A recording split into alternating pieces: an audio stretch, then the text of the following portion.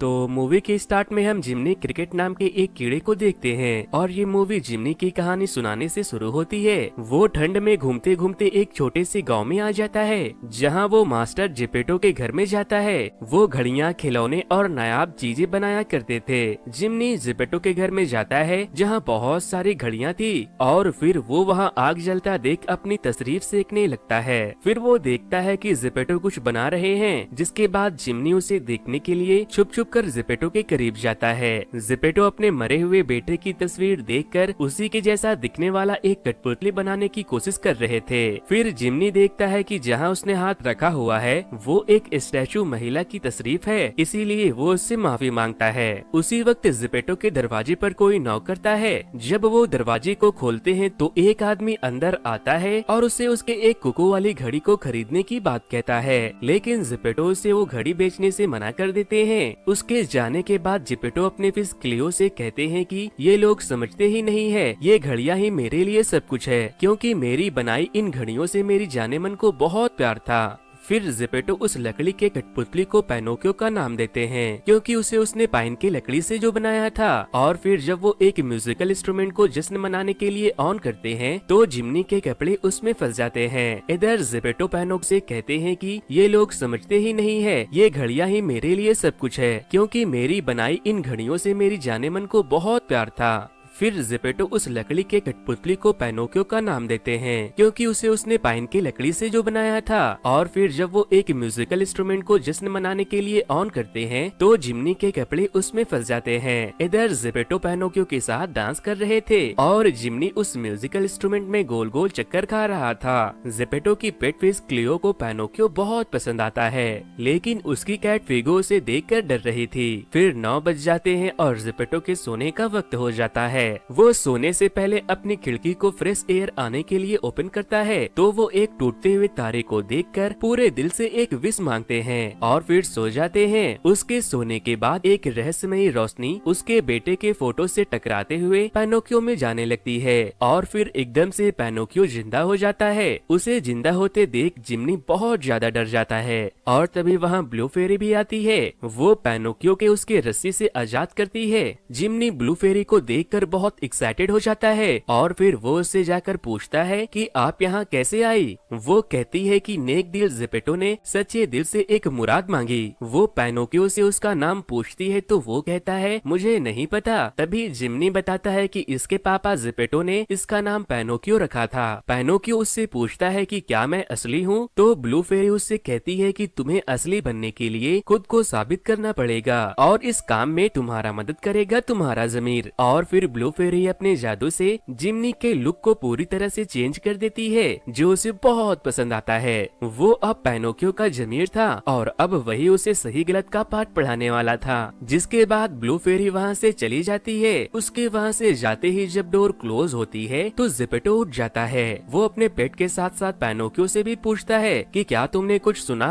तो वो कहता है हाँ मैंने सुना। फिर जब वो देखते हैं कि पैनोकियो बोल सकता है तो वो बहुत ज्यादा डर जाते हैं। जिपेटो उससे पूछते हैं कि ऐसा कैसे हुआ, तुम जिंदा कैसे हो गए। पैनोकियो कहता है कि पापा आपकी मुराद को ब्लू फेरी ने सुन लिया और उसे पूरा कर दिया। वो कहते हैं कि मैंने तो असली बच्चे की मुराद मांगी थी, जिस पर वो कहता है कि मैं तकरीबन आधा बच्चा ही हूँ और मैं बहुत जल्द इंसान बन जाऊंगा। पैनोकियो बहुत खुश होता है और म्यूजिक प्ले करता है और उसके साथ खूब डांस करता है। जिमनी भी एक स्टैचू के साथ डांस करने लगता है। अगले दिन जिपेटो पैनोकियो को स्कूल भेजने का डिसाइड करते हैं और उसे स्कूल जाने के लिए तैयार करके उसे स्कूल भेज देते हैं। इधर हम 2 चोरों को देखते हैं। वो पैनोकियो को देखकर हैरान हो जाते हैं और वो उसे एक सर्कस में बेचकर ढेर सारे पैसे कमाने का सोचते हैं। वो उसके पास जाता है और पूछता है तुम कौन हो और कहाँ जा रहे हो। तो वो कहता है कि मैं स्कूल जा रहा हूँ ताकि मैं सब कुछ सीख कर एक असली इंसान का बच्चा बन सकूँ, जिससे मेरे पापा बहुत खुश होंगे। वो दोनों उससे कहते हैं कि तुम असली इंसान क्यों बनना चाहते हो जबकि तुम बन सकते हो फेमस। तुम्हारी बातों को मानकर उसके साथ जाने के लिए तैयार हो जाता है और वो फेमस बनने का फैसला करता है।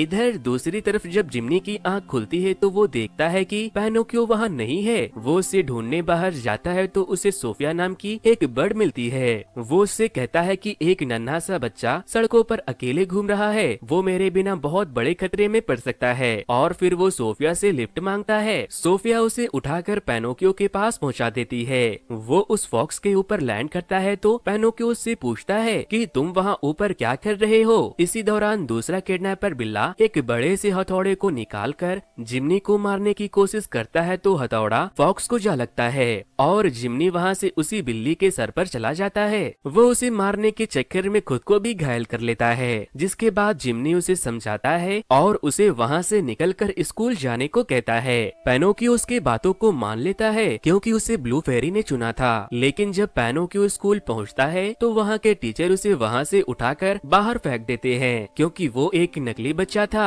वो टीचर उसे कहते हैं कि स्कूल इंसान के बच्चों के लिए होते हैं, न कि बोलने वाले बेहुदा कठपुतलियों के लिए। जिम्नी उसे समझाने जा पाता कि उससे पहले वो बिल्ला और लोमड़ी उसे एक कांच के जार में बंद करके पैनोकियो के पास चले जाते हैं। वो उनसे कहता है कि तुम्हें स्कूल नहीं थिएटर जाना चाहिए, जहाँ तुम बहुत फेमस हो जाओगे और तुम्हारे पापा भी तुमसे बहुत खुश होंगे। और वो उसे बहकाकर स्ट्रॉम्बोली को बेच देता है। वो वहाँ फेबियाना से मिलता है जो स्ट्रॉम्बोली के शो में कठपुतली नचाने का काम करती थी। फेबियाना उसे वहाँ अपनी कठपुतली सबीना से भी मिलवाता है। वो उसके शो में बहुत अच्छा परफॉर्म करता है और उसके शो से खुश होकर लोग उसके ऊपर बहुत सारे पैसे फेंकते हैं। फिर जब रात होती है तो वो फेबियाना की कठपुतली के साथ खेल रहा था और तभी स्ट्रॉम्बोली वहाँ आकर उसे एक पिंजरे में बंद कर देता है। इधर दूसरी तरफ जिपेटो को लगता है कि पैनोकियो रास्ता भूल गया होगा और वो उसकी तलाश में निकल जाते हैं। स्ट्रॉम्बोली अपने काफिले को उस शहर से किसी दूसरे शहर लेकर जा रहा होता है तो उसके वैन से एक स्टोन उड़कर जिम्नी के जार पर जा लगता है और वो खुद को आजाद कर लेता है।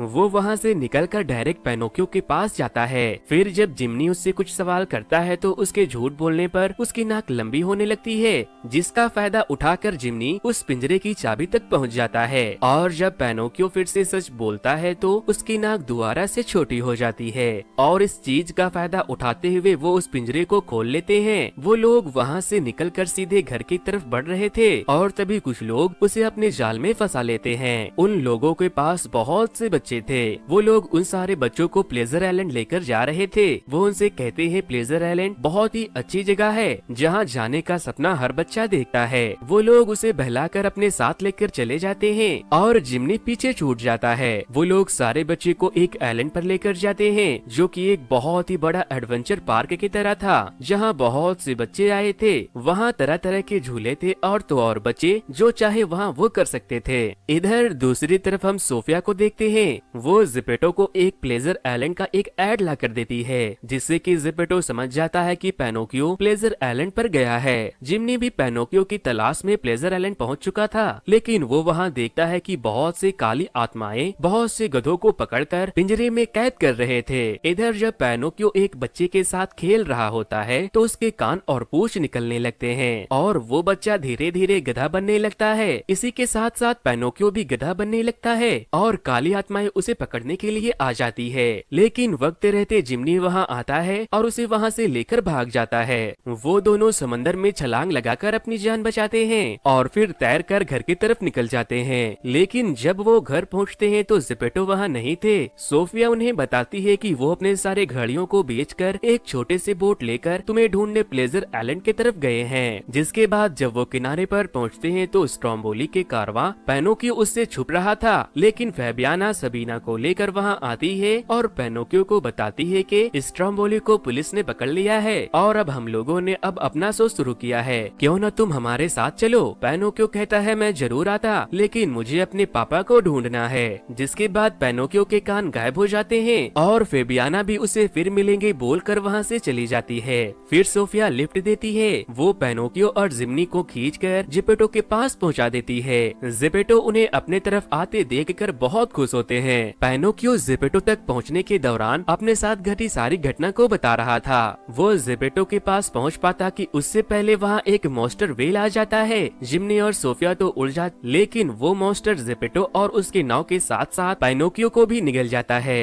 वेल के अंदर पहुंचकर जेपेटो और पैनोकियो एक दूसरे से गले मिलते हैं। वहाँ उनके पेट भी होते हैं। इधर जिम्नी वेल से कहता है, बदबूदार वेल अपनी मुंह खोलो, मेरे दोस्त अंदर है। पैनोकियो और जेपेटो वेल के पेट के अंदर आग जलाकर वहाँ से बाहर निकलने का प्लान बनाते हैं और जैसे उसके पेट में आग लगता है वो अपने मुंह को खोलता है और जेपेटो और पैनोकियो उसके पेट से बाहर निकल आते हैं। लेकिन वहाँ से निकलकर उनकी बोट टूट जाती है और वो वेल फिर से उनके पीछे पड़ जाते हैं। पैनोकियो अपने पैरों को चक्कू की तरह इस्तेमाल करता है और वो वेल उन्हें वापस से खा पाता कि उससे पहले वो लोग एक सुरंग से होते हुए बाहर निकल जाते हैं। इस दौरान जेपेटो बेहोश हो चुके थे। पैनोकियो को लगता है कि वो मर चुके हैं। फिर जैसे ही पैनोकियो की आंख से आंसू निकलने लगता है, जेपेटो जिंदा हो जाते हैं। जेपेटो उन सबको ठीक देखकर बहुत खुश होते हैं और तभी वहाँ एक नीले रंग की रोशनी निकलने लगती है जिसके अंदर जाने के बाद पैनोकियो पूरी तरह से इंसान बनने वाला था।